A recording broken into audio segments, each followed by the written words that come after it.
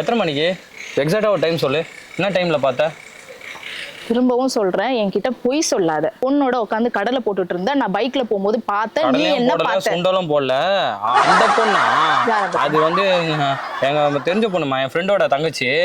அது வந்து ஏதோ +2ல வந்து சரியா ஸ்கோர் கம்மியா பண்ணிச்சான்.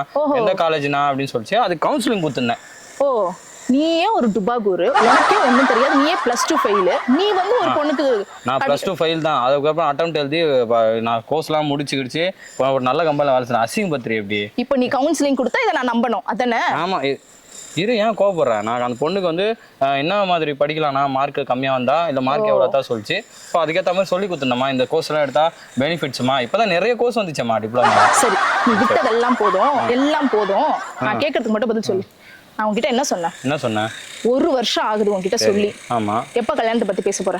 1 வருஷம் ஆகுதுதான். என்ன பண்றது? 1 வருஷத்துல தொப்பை லைட்டா போட்டுச்சுமா. நானும் எவ்வளவு போய் குறைக்கணும் பாக்குறேன்.